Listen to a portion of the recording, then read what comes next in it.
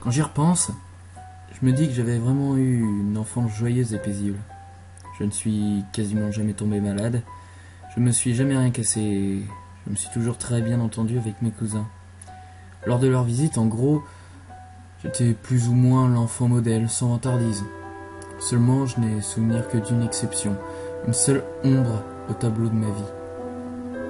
Un jour, alors que j'allais rendre visite à mes plus vieux cousins dans la maison de leurs parents, j'ai vécu une expérience particulièrement étrange. Aujourd'hui encore, je n'arrive pas à me convaincre que ce n'était que le fruit de mon imagination. Je devais avoir 6 ou 7 ans à l'époque, mais je m'en souviens clair comme de l'eau de roche. On s'amusait avec mes cousins à grimper dans les arbres de leur immense jardin la plupart du temps. Puis, quand la nuit commençait à tomber sur le domaine, on rentrait. Ce soir-là, ma tante et mon oncle avaient été invités à un dîner. Nous laissons donc seuls, tous les trois dans la vieille demeure. Pas de problème pour nous. C'était plutôt l'occasion de jouer tard la nuit, ce qui, à l'époque, ne me dérangeait pas. C'est donc naturellement que nous nous sommes lancés dans une partie de cache-cache sur ma suggestion. Parfois, je me demande ce qui se serait passé si je n'avais pas eu cette idée. Bref, c'était le tour d'Alex, mon cousin.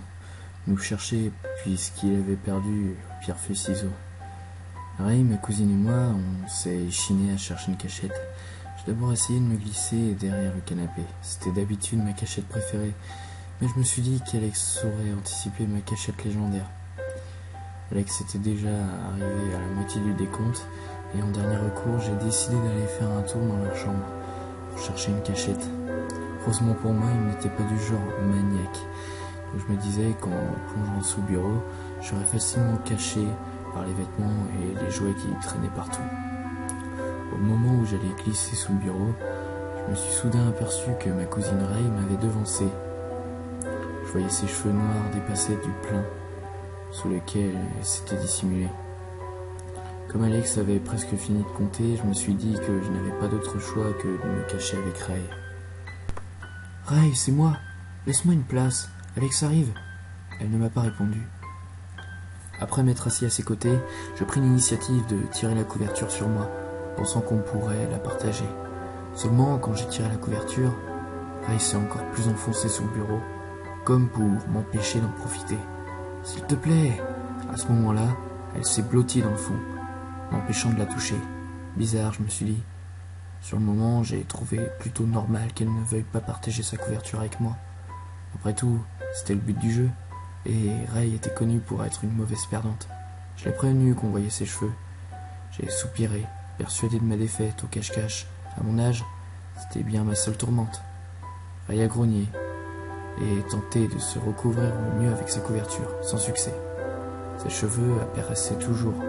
Tant pis pour elle, je me souviens en avoir pensé. En regardant dans la chambre, je me suis dit que c'était vraiment une bonne cachette. Les boîtes qui traînaient sur le sol empêchaient de nous voir au premier coup d'œil. Ne cachant pas ma déception, j'ai soupiré, que c'était vraiment une bonne cachette, avec une part de reproche contre Ray. En réponse, elle grognait encore une fois sous sa couette. Soudain, j'ai entendu Alex arriver dans le couloir. Je me suis coincé du mieux que je pouvais sous le bureau. Je pouvais à peine voir Alex arriver dans l'encadrement de la porte. J'ai retenu ma respiration. J'ai eu l'impression que ça avait duré des heures.